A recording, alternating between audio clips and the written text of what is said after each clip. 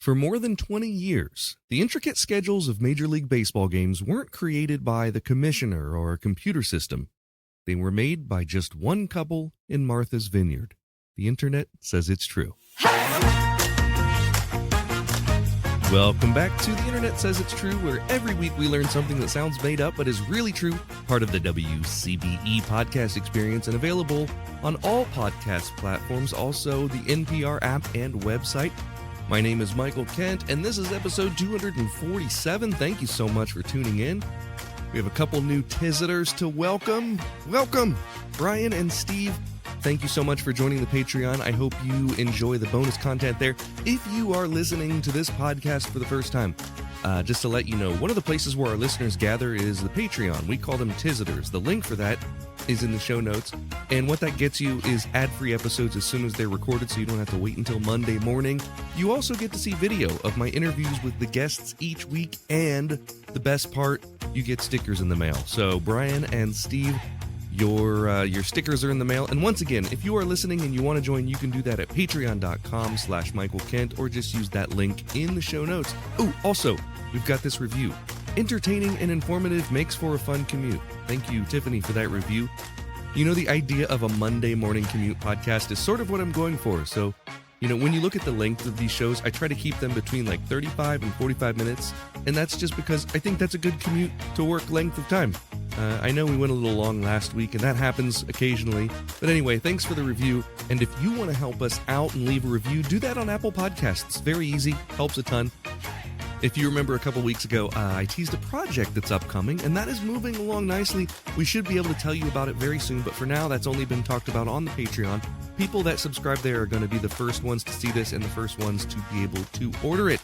Enough of my jabbering. Let's get on to this week's episode. Major League Baseball is currently in their All-Star break. The All-Star game is tomorrow, and there are some really interesting things that go into scheduling such a long season with so many games. This is a topic that's been on my list for a while. I think it's interesting even to non-baseball fans, and when I first heard about it, it blew me away, so let's dive in. In 2005, the National Football League scheduled the New Orleans Saints to host the New York Giants in Week 2 of the season, and that game was supposed to take place in the Louisiana Superdome.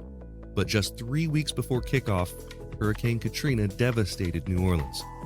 The Saints suddenly had no stadium. In a scramble, the NFL moved the game to the Giants Stadium. This was in East Rutherford, New Jersey.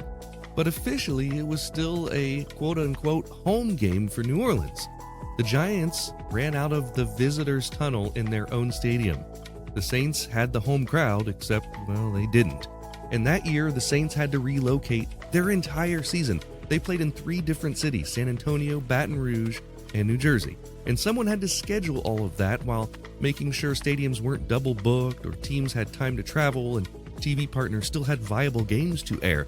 And that's the kind of chaos that makes you appreciate what a working schedule in professional sports means. How about this one? In 1971, the Cincinnati Reds and the Pittsburgh Pirates played the first ever Major League Baseball game at night in the postseason. And the only reason it happened was because of the television schedule. NBC wanted primetime coverage. Suddenly, the league championship series, an entire round of the playoff, had to be flipped on its head to accommodate a TV slot.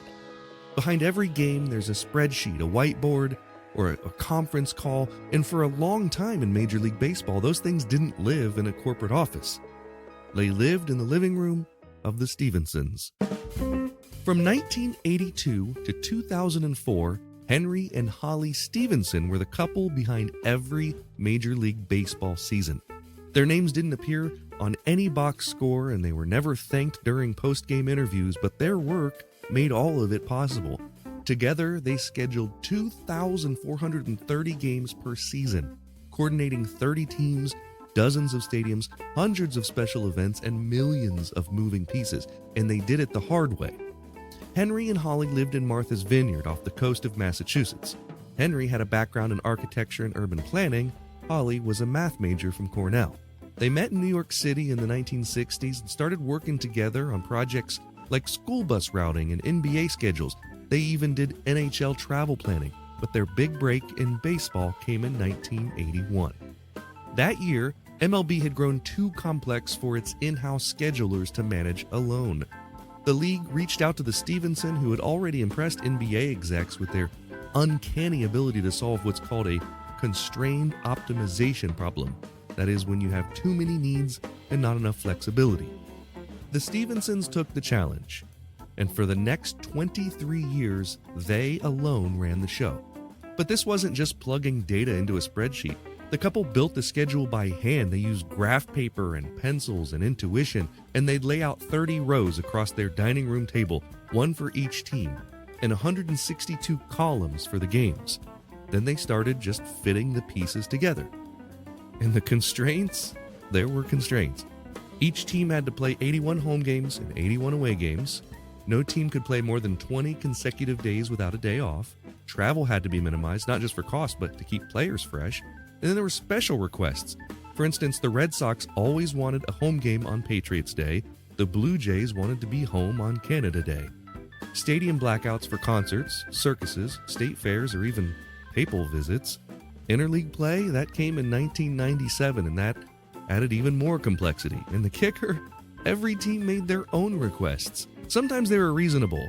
Like, if possible, we'd like to avoid a West Coast trip after a Sunday night game. Other times, less so. Like, we want to open and close the season at home, not play more than 7 road games in a row.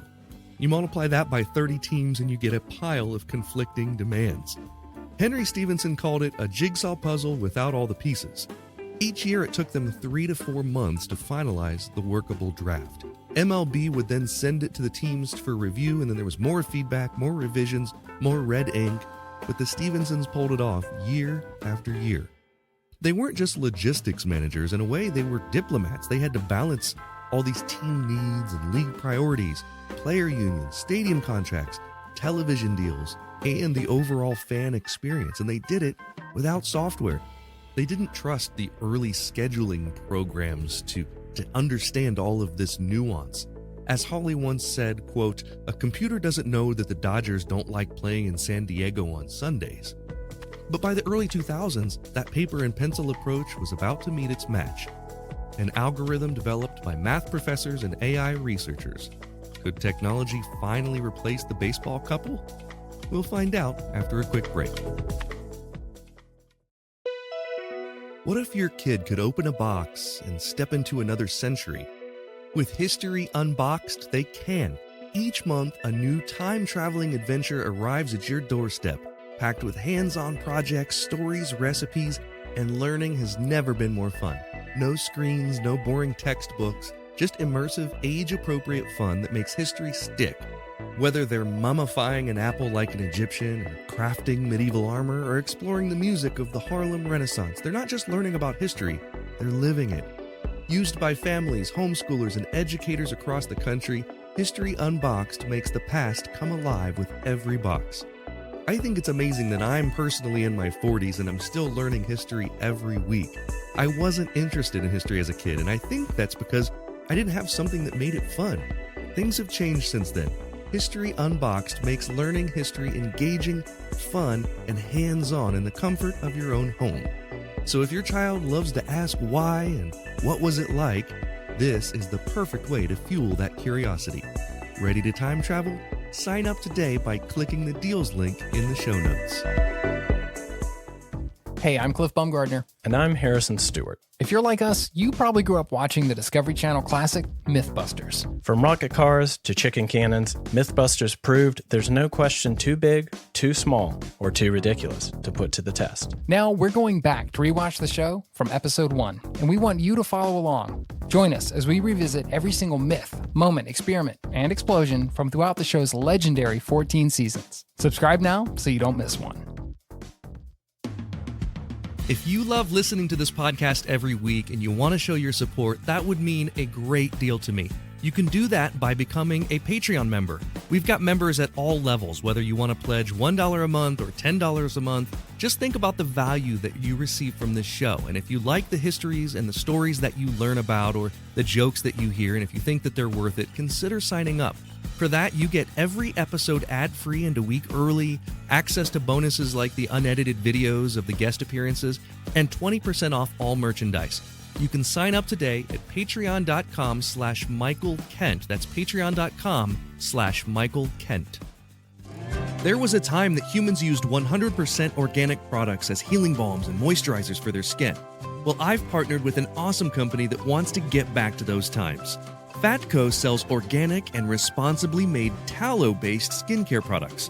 For centuries, humans used tallow in skin moisturizers and healing balms, but unfortunately, the topical application of these fats seemed to stop around the same time that animal fats stopped being considered part of a healthy diet.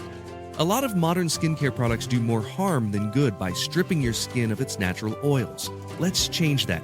You can try them out now at fatco.com and get 15% off your order by using my promo code INTERNET.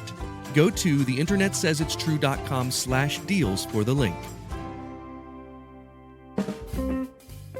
In 2004, Major League Baseball decided it was time to modernize.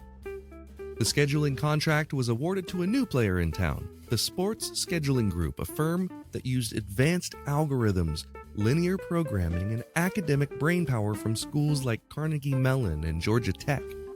This new software could process thousands of permutations in a matter of hours. It could optimize for travel miles, reduce back-to-back road series, and make sure TV markets got high-value matchups on weekends. The Stephensons, well, they understood. They had always known their approach would be temporary. In fact, they'd been preparing for it. But it was still bittersweet. After 23 years, they stepped down. And the next year, the schedule came out courtesy of an algorithm. The games still got played, the fans still showed up, and the team still traveled, but something was different. Some teams noticed that the schedule felt off. Certain road trips were unusually long, or travel days felt out of place. The software had optimized mathematically, but it hadn't yet learned the culture of baseball. It didn't know that opening day at Wrigley mattered more than a day game in June. It didn't know that rivalry games draw different crowds depending on the day of the week. It didn't know that there's such a thing as baseball sense, something the Stephenson had in spades. Today, MLB uses a hybrid approach. Computers handle the brute force, but humans still make final tweaks. And many of those tweaks, many of those best practices, they trace back to Henry and Holly. The Stephensons were more than just schedulers. They were storytellers. Each year, they built a framework on which 30 teams could create 30 different journeys. They made sure the season unfolded with rhythm. They weren't chasing perfection, they were chasing balance. When Henry passed away in 2015, obituaries remembered him not for any single game, but for the fact that he made all the games happen. And Holly? She's still on Martha's Vineyard, still sharp, still smiling when baseball season rolls around. So next time you look at your team's schedule and you say, hey, we've got a brutal stretch in August, just remember there was once a time when one couple, sitting at their kitchen table, made that decision with pencils, on paper, and a whole lot of heart. The internet says it's true. It's time for Yap Yap with me and a friend. Today, I'm talking with Paige Thompson. Currently living in Chicago, Paige has become one of the resident house magicians of the Chicago Magic Lounge, one of my favorite places in the world. Paige was featured as a contestant on Fox's Showtime at the Apollo, the CW's hit show Masters of Illusion, and most recently on Penn and Teller's Fool Us. Hello, Paige. Welcome to the show. Oh, hello. Thanks so much for having me. We just hung out. I was just in Chicago last month. I did a weekend at the Chicago Magic Lounge, and my gosh, how cool is that place? You're so lucky to have that in your hometown and to be a part of that. I always tell people I'm extremely spoiled because very few people in the world have that opportunity where you have a home base for magic that you could perform 5-6 nights a week. That's very unheard of. Not only that, but the audiences are incredible. I mean, Yeah. it is hard to suck there. Oh, yeah. And you have a great act. You're able to perform your act anywhere outside of the Chicago Magic Lounge. But when you're in the Chicago Magic Lounge, that place just erupts. It's always amazing. And you just did a big show at the Steppenwolf Theater last week as well in Chicago. Yes. Thank you. Yes, it was fun. It was a lot. I mean, anytime you put together a longer form show, I just feel like, you know, it's a little different because so many venues ask you to come in, do 20, 30 minutes. So then 80 to 90. That's a big jump, 90's a long time. I've for the most of my career have done 60 minutes. Just having done the college tours, that's what they want, Right. 60. And so for me, it was kind of the other way around. It was like, if I come into a place like the Chicago Magic Lounge, I'm doing 30. It's almost hard for me Right. to do a 30-minute set because there are so many things that are intertwined. And it's like, well, if I do Oh, yeah. this has this callback, I have to drop that, then, they won't know what I'm talking about if I say this. And it's hard to sculpt even for me, if I'm tasked with doing, say, 20 minutes, it's near impossible. 20 minutes is 20? a really Yeah. hard spot for Yeah. me. Oh my God. And especially now I do the ships and they want 2 different 45s. Yeah. And so when I go to the lounge and they're like, hey, can you do the feature spot? And it's 20 minutes. I'm like, oh gosh, I need to run through stuff. Cause I want to at least do 3 tricks, but it's like, boom. It's just, there's no filler, not a lot of banter with the audience. Just like, go, go, go. And there, the audiences are so hot, you almost want to do 15 and Right. leave space for them Yeah. to play. So yeah, doing those 245s on a ship is tough too, because one of those shows is not going to have your favorite routine in it. You've got the Well- stuff that is your top material. It's not going to be in one of those shows. Well, the thing is when I was explained to have the 245s, I really didn't want to feel like I had an A show and a B show. I didn't want to feel that. So Right. I worked very hard to make sure both shows felt like if you just saw one, it was still That's a great the thing. show. Absolutely. I Yeah. didn't want it to feel like the second show was just stuff I could fit in my suitcase. I didn't want. I No, didn't and want. that's exactly how it should be. Yeah, you need them both to be able to stand on their own. So, well, enough of our jabbering. Let's get into it. Did you bring with you a topic or a factoid that maybe we haven't heard before? Yes, but I brought to me. It's a little selfish because this factoid is. Well, I'm a huge sports nerd. Yes, Okay. you know this. Yes. Okay. My favorite. Do you watch football? I know you watch baseball. Do you watch Yeah. football? I do. I wouldn't say I'm as excited about watching football as I am baseball, but I do like football. I watch pretty much everything except for basketball. I'm just not into Okay. basketball. Okay, so I'm obsessed, and the Miami Dolphins are my favorite team. Right Okay. now, Weird. Why? Can I ask why? This is why I grew up in Northern California, so it doesn't make sense, No, right? it doesn't. But Oakland Raider games would get blacked out. So they would show random games because Okay. if the Oakland Raiders didn't sell out, they would show something else. Right. And for some reason, I felt like I saw a lot of Dolphin games, saw a lot of Dan Marino, and I fell in love, and he became my guy. Yeah. But this is when I was like 8 years old, okay? And he retired, and it's been a mess since then, alrighty? Sure. Now, this is the factoid because it's kind of crazy.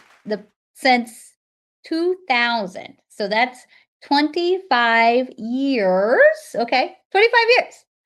The Miami Dolphins have not won a playoff game in 25 years. That's a long time. I did not know that. It is a correct question. For the people listening, yes, I hit the winner button too soon. I'm sorry. They heard it twice. But that's a fact. And I told my guest last week this. I have not heard a fact during this part where the guest brings a fact on. I haven't heard one that I've known yet. Good. Isn't that Well, crazy? I knew. I figured this one you wouldn't. No, You that's a probably sort of wouldn't care. obscure sports thing. And I'm horrible at sports stats, like memorizing stats.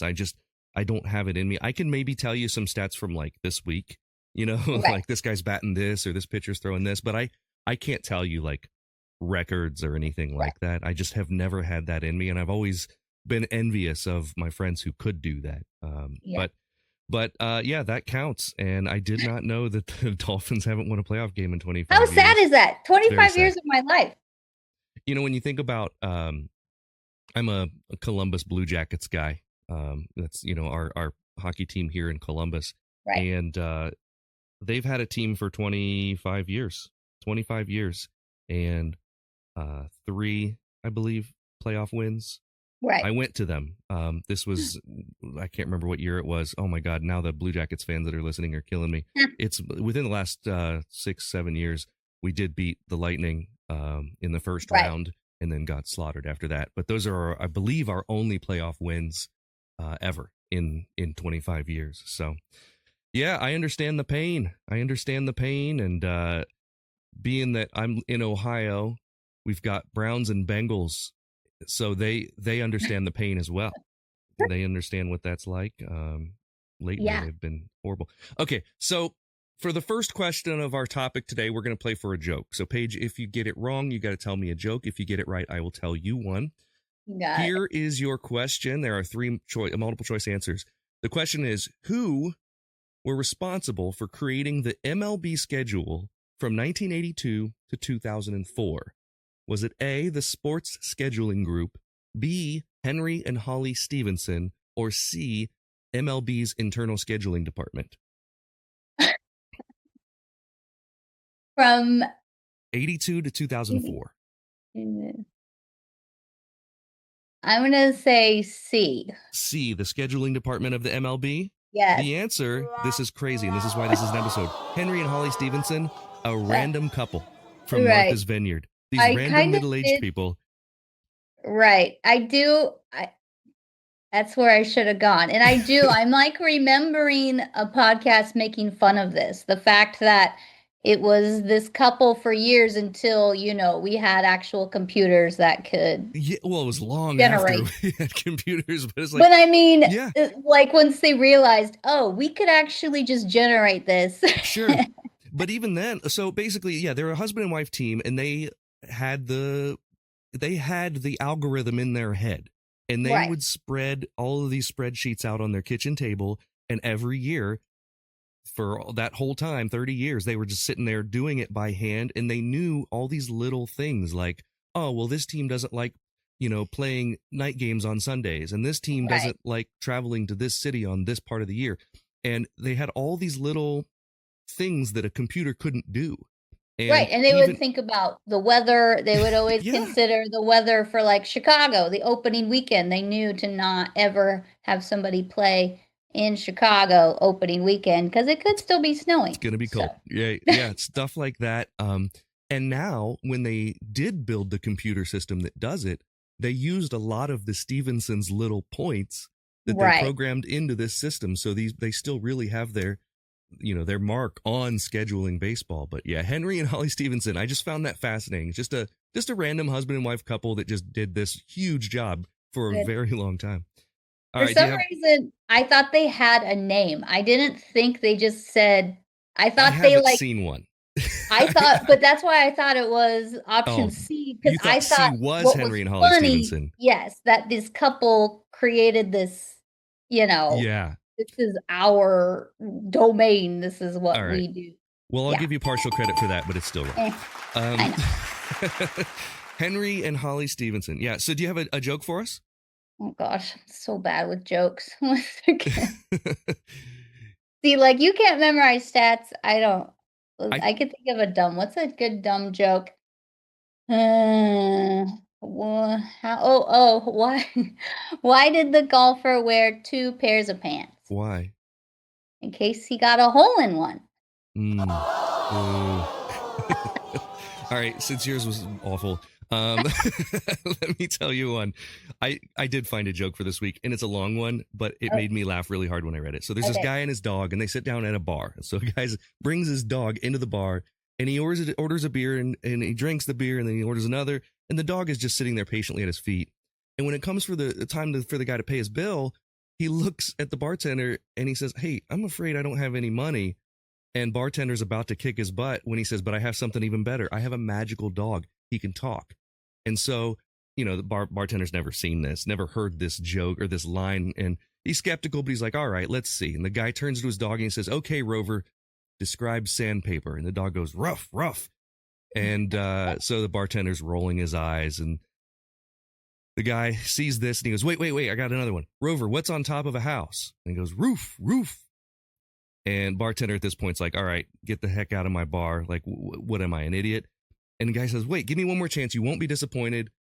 So bartender rolls his eyes. He says, "Go ahead." The guy turns to his dog and he says, "Rover, it's our last chance. Come on, do me proud.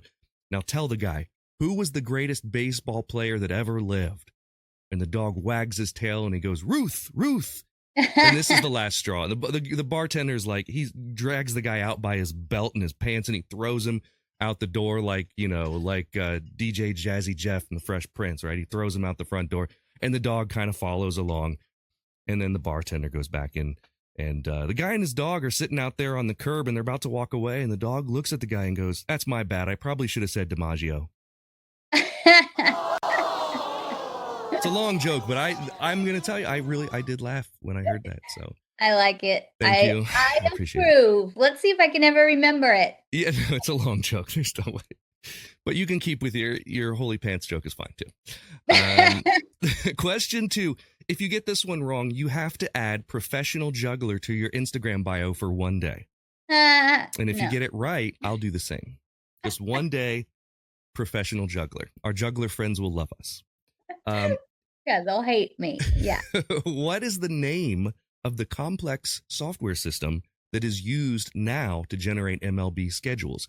Is it A, Oracle Ball, B, Game Day Matrix, or C, Sports Scheduling Group? Ugh. B? The answer is C, Sports Scheduling Group. These are kind of hard questions this week. There's no way you would never know this. Today, MLB relies... Yeah, this is this software that they put together. It's a company, basically. They build complex algorithms to generate balanced, travel-efficient schedules. But part of this algorithm was them feeding in, like I said earlier, in input that the Stephensons told them to there's no way they would know. You know, they're like, oh, and don't forget this.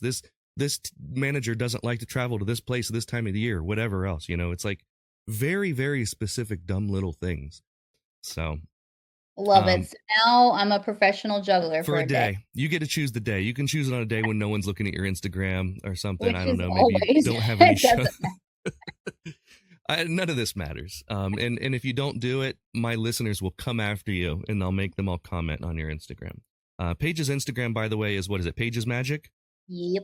Paige's Magic. Paiges. Paige's Magic. For question 3, Paige, we're going to play for a sticker. Oh. Yes, these are 3 inches, they're square, and they're sticky. And I was told last week I have to do this like all the Instagram influencers do. You have to put your hand behind it for some reason when you're showing off. Oh, that's a thing? I think what it was described to me is that a lot of the, like iPhone cameras or whatever, or they don't focus correctly, so this helps give it a focus point. I don't know if that's... I feel like knowing like TikTok, one person started doing it, and then everyone else started like following suit. They're like, oh, this is the way they professionally show a product. So you get one of these if and only if you get this one right. Which one of these is the longest road trip an MLB team has ever endured in modern history? So this is the longest road trip. And I don't even know, modern history is we'll just say in history because I don't know like how far back this goes. A, 13 games, B, 20 games, or C, 17 games. I'll give you a hint. It was the Texas Rangers. Okay. No, I don't know if that helps at all, but I'm trying to think about... This was in 83. Oh. You weren't even born. No. Let's go with 17. The answer? 20. 1983, Texas Rangers went on a 20. Now, the reason for this was there's a stadium conflict with the All-Star game, and there were all kinds of scheduling quirks. And so where it would have normally been maybe like 13 games or 16 games or whatever, it ended up being 20, and that no one has gone on a 20-game road trip since 83. That's insane. It is. It's kind of mean. It's really mean. I feel like the most you ever see now is maybe 12 games. Like it's usually like two series and then. I mean, home. You see a lot of them going like 3. They'll go out for 3 series, come back home. If it's like if they're going across, if it's like an Eastern team going west, they'll do that. Yeah, and plan it. And it just makes me think about this couple scheduling. Like they have to know. Oh, okay. Well, they're going to L.A., so they're going to play them, and then they're going to go up to Sacramento, play the Athletics. To me, that sounds like a fun puzzle to really map that out. It does. That sounds fun. It reminds me of when I didn't know how to solve a Rubik's Cube and you get the one side solved and then you go to solve the other side and it screws up the first side. I feel like that's what I would do with a Major League Baseball. schedule, you know? Right. No, I don't think I'd be good at it, but I think No. it could be fun. And clearly, I don't know answers to anything, so it's all Well, good. don't feel bad about it. I did not realize how hard these questions are this week, I don't care. and they are difficult. But do you do any stuff with Rubik's Cubes in your show? I don't. Have No, you ever done Rubik's Cube magic? nope. Because I saw such a trend of it, and I'm like, Mhm. I can't be another. I can't do it. I felt the wanted same way, and I challenged myself. Once the story, and I may have told it a million times on this show, I'm not sure. The story with me and Rubik's Cubes is that I hated them, and I hated Rubik's Cube magic because it felt like a puzzle, not like magic. And then also, there was a part of my childhood where I was like, this was a source of frustration for me in the Right. 80s when they came out. Like, I hated this Right. because no one knew how to solve it. But I was on a really long layover in Grand Forks, North Dakota, and the only thing open was a Walmart. It was like a Sunday. There were no bookstores, no coffee shops, just a Walmart. So I went there and I bought a Rubik's Cube, and I was like, I'm going to learn how to solve this by the time my plane takes off in 6 Love hours it. or whatever. And I didn't. It took me about 2 weeks, but it sort of renewed an interest. And so my challenge was, how do I do a Rubik's Cube routine that somehow feels a little bit different and, I don't know, irreverent or whatever to what I'm seeing all of in the Right. way, the line that brought out in my act is I interrupt myself as I'm trying to explain all the combinations. And the line is, I don't know how to make you people give a shit about this. And it's one of my favorite lines in the show too, because it's really like, it works for the whole show. Like, what? It's my job to make you care about this. How do you get as excited about it as I am? And it's near impossible with the Rubik's Cube, which is kind of the problem. But anyway. No, your routine is great. Oh, thank you. Thank you. I cut it in half for this last run at the castle because I wanted to do the multiplying bottles instead, which was fun. It's always fun to do. Are you working on any new magic? Are there any new routines that you can tell us in layman's terms, kind of what you're working on? Well, I did. I mean, I had for this past show, like I Mhm. created a few new routines to make this 80-minute show so that my Right. brain was like super focus mode on the creation of this show and the new routines added in. So now I'm like kind of, because it just was last week, so it's been like a week of like I did magic at the lounge, but just at the table, so I wasn't really too much brain power was used, you know? Right. So, but I did there. So for a long time, I was doing this. I had this premise that I really liked for a roulette routine, you know, where like there's one thing of danger and a bunch of safe things, right? Okay, sure. So the deal with either with the nail or, you know, the hook in the mouth, you know, all those roulette. Yeah. People may routines. have seen a version of this where maybe there's like a nail or a spike under Right. a bag or a styrofoam cup, and then the Right. magician slams their hand down on it. Right. I liked it, but I also didn't like there was no reason. Why are people just slamming their That's something that's very important to me is what I'm doing has to have a point It to feels it. like emotional manipulation of the audience for no reason. Yes. Yeah. And another part of it is I used to do the one you put a fish hook in your mouth. There's Yeah. one string tied to it, the other Ugh. 3 aren't, so you pull out the strings. I realized people are worried about me. Like, I Sure. hated making the audience feel scared for somebody they barely know, you know? Like, I That's a good way didn't to put it. like that. And so I had this premise, though, of I was being protected by the powers of the pentagram because supposedly the pentagram is this form of protection. And people in Branson, Missouri, I live there, they thought I was a witch. So a woman had gifted me a pentagram, and I'm like, I got to use this. And Sure. I just thought it was a great reasoning to use the pentagram, and it's protecting me from being stabbed in the hand or a fish hook through my face. Love it. So, love that whole premise, but then realized people are still scared for me. So, I kind of now tell the story of how a woman presented me with a pentagram, but I added the fact that she also gave me this book, The Discovery of Witchcraft. Mm-hmm. And then it was bookmarked to a page that was all about the pentagram and explained that because of my name, I have ties to the pentagram. And so now it's this whole story of Paige with the 5 letters and the pentagram with the 5 points. And it's Oh, a cool. whole little thing. And it's And a book test. So I'm able to predict a word from the book that the audience selects because I'm in tune with that pentagram. Interesting. So, for those listening, The Discovery of Witchcraft is not only a real book, it's the oldest known magic book. Wasn't even written to be a magic book, was written to expose fake witches, basically, people who were using these tricks to make people think that they were witches and wizards, and it exposed magic, and it for a long time after was used as a guide to teach people how to do theatrical stage magic. And now a very famous book. But that's all awesome. Thanks for a little bit of behind the scenes insight into that stuff.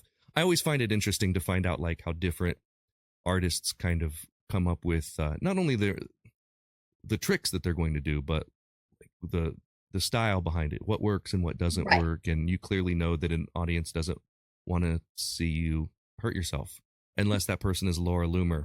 Yeah, well, that's another part of my... We're going to tell that story after the next question. I want to hear about this story.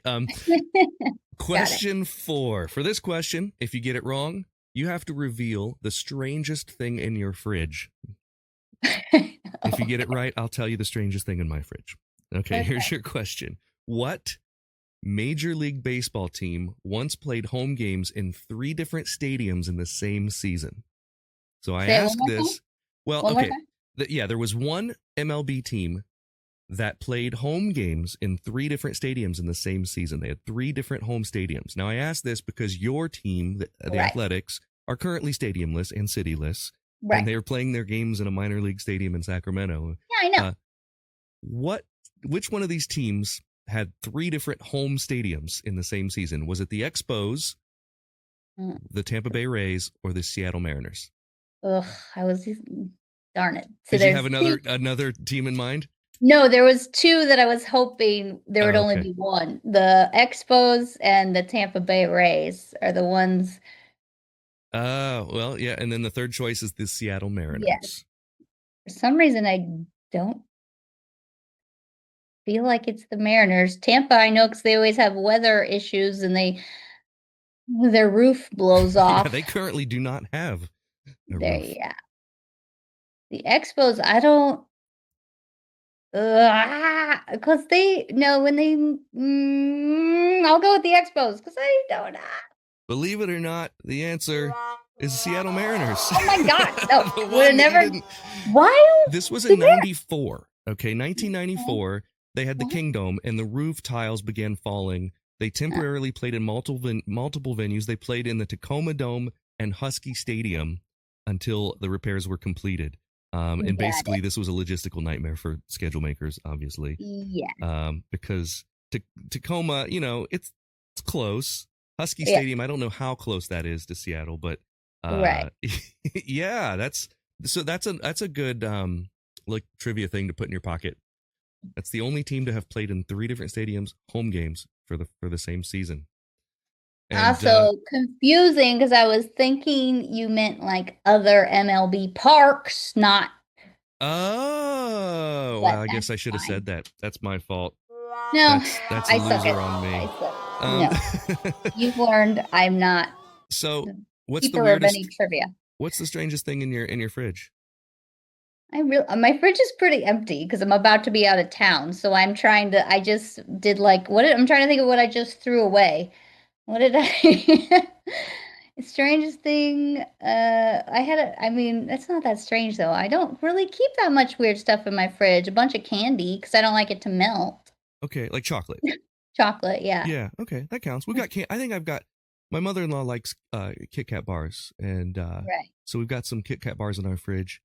And other than that, I think the weirdest thing in my fridge is maybe dog medicine that our dogs aren't even using. Like maybe dog medicine from a few years ago. I don't know why it's still in the fridge. I think it's just maybe just in case. I have no idea why that's in there. I have some I can't say it kind of reveals trick wise, but there is some weird magic stuff. Oh, well, I like that idea. I do want you to tell us about it, but I'm not going to ask you to. No, then it kind of gives away how something works. So yeah, because I'm thinking what is it that would need to be refrigerated? Like I have eggs in my act, and those need to be refrigerated, but that's not a secret. So, right. All right. Well, you can tell me after we're done recording. But I want to talk about Laura Loomer, because Laura Loomer, famous extreme MAGA right wing talking head, who was recently with Donald Trump in Alligator Alcatraz last week. Oh, really? Yeah. She's in and out of the Trump circle. She was in the Trump circle during the campaign and then sort of made to leave the campaign because she was getting a little too close. He thought she was a little more crazy than him, which is crazy. Yeah, and his campaign strategist basically, the rumor was that his campaign strategist was the one that said, you have to get out of here, who is now the chief of staff. Anyway, Laura Loomer came to the Chicago Magic Lounge. Yeah. And you were headlining? Yes. And tell us what happened. So, yeah, I just did my little show, but I was doing that trick with the hook and the pentagram presentation, right? Yes.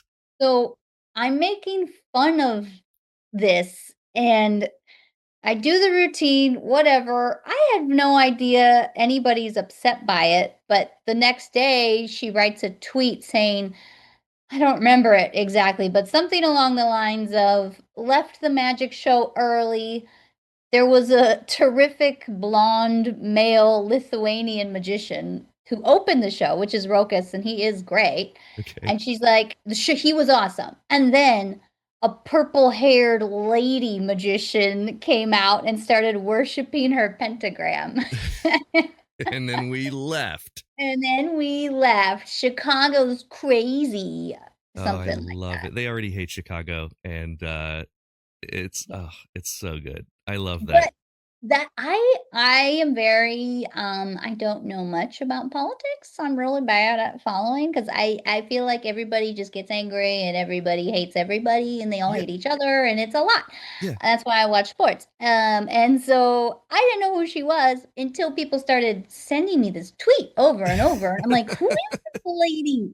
And then her followers started tweeting some crazy evil things like, we need to burn her, she needs to die. And I'm like, luckily she didn't mention my name, but then like there was a couple like newspaper and online newsletters and CNN reached out to me and asked me if I wanted to comment. I'm like, no, I don't want more of that fire. Yeah, that's press. not your I don't want your to thing. die. Yeah. Well, I don't blame you. And having come from performing in Branson, you're probably pretty good at not making political statements on stage, because you can't there. I mean, it's a very, very wholesome place to perform in. And I love that she was offended by something so benign and so like they find the dumbest stuff to get offended by. And I am seriously like the most boring human in the world. Like when it comes on stage, that's not a good way to sell your show, Paige. But no, I mean, I don't politicize things. I don't swear. I don't talk about anything edgy. I steer clear of that. It's a magic show. Lighten up, Laura. All right. Well, it's time to redeem yourself. This one is for all the marbles. Wow. If you get this one right, it's like you've gotten all of them right, and you're welcome back on the show anytime. If you get it wrong, you're banned for life. I probably should be. This isn't multiple choice. This is open-ended. If you, Paige Thompson, were MLB commissioner, what is the biggest and what's the first thing you would change? What's top of your list? What are you going to change if you're commissioner tomorrow? The A's go back to Oakland. I guess that's a good one, but that's up to the city of Oakland, not the MLB, is it? Oakland wants the A's. They just want to be paid something. Yeah. It's a mess. It is a mess. That would be my first, as the selfish little A's fan that I am. Okay. And then as far as the league goes. Right. I think it would be fun if during, like, say it gets into extra innings. I would say it not as a regular game, but if you're in extra innings, okay, and now we have that, we start with the runner at second, right? I think you should be able to choose who goes up to bat to start that inning. Ooh. I think that would be fun. And I think it would help the games get done even quicker if you can, so you don't have your 9-hitter up there who's like, maybe not doing anything, but if you could choose absolutely out of order anybody in the lineup, I love it. Up there. I love it. Yeah. Or even, I think even if you automatically start at the start of the lineup. Maybe that's good, right? Like, But, yeah, well, I mean, that's kind of what it is. But what if, what if he was batting second? Like, Yeah. I think it would be cool if they could just, because then, I mean, a lot of people are there for the guys, they Sure. want to see Aaron Judge, they want to see Ohtani. So if it's Give them that a chance to win the winner game. takes all moment, boom. Love it. I think that would be really fun. I like that a lot. I had this discussion. I was telling my stepbrother the other night that I had this question.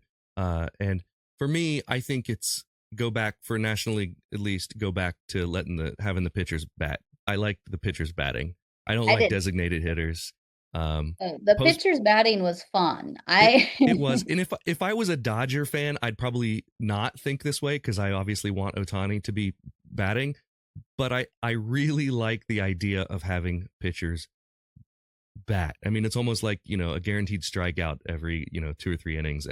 And plus, I don't know, it's like, it feels like more like a well-rounded game. It's the game that we all grew up playing. And but it's also like when that pitcher does get the hit, it is so fun. It's huge. I loved watching Bartolo Colon come up and hit. It was hilarious. But there was a couple times where it was like, oh my God, he actually. And he's so big and he's so happy when he hits it.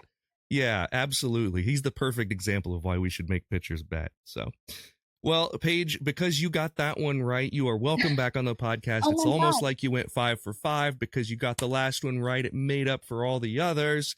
I didn't fail. Tell people where they can learn about where they can see your magic. Go ahead, follow me on the Insta, Paige's Magic. My website's paigesmagic.com, but on both, I always put updates on where I'm performing, where I'm going. And I'm usually, when I'm here in Chicago, at the Magic Lounge. So come watch some tricks there. Yeah, go to the Chicago Magic Lounge. It's an amazing place. When you go to the Chicago Magic Lounge, you're going to see like anywhere upwards of like 8 to 10 magicians, all for one ticket price. It is incredible. And the whole place is just teeming with not only magicians, but magic history on the walls and the bookshelves and the bar. Just an incredible spot up in Andersonville, just north of Chicago. Paige, it has been an honor having you on. I really appreciate you making the time for it. Thank you. Thanks for inviting me.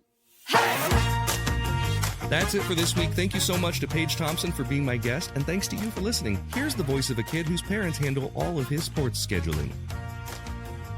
Thank you for listening to The Internet Says It's True. To listen to episodes ad-free and a week early, support us on Patreon. You can do that at patreon.com/Michael Kent.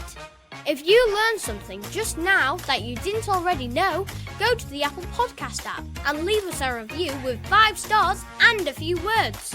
That helps us a ton, because that's how the algorithm works. I don't know what an algorithm is, but just do it. See you next week for a brand new episode of The Internet Says It's True! The Internet Says It's True would like to thank the Patreon subscribers whose monthly contributions help to make this show possible. Sean Brown, Joshua Endress, Dallas Ray, Bryce Swanson, Eugene Anderson, Jim and Joanne Martin, Mitch and Andrew Joseph Kemplin, and the show's official Emperor, Kick Track. The show is written and produced by me, Michael Kent. The theme song is by Finite Music Forge, and all audio clips in this episode are used for education and commentary and used under Fair Use Title 17 U.S.C. Section 107. You can listen to past episodes by searching for The Internet Says It's True wherever you get your podcasts, and you can see bonus content at patreon.com/Michael Kent.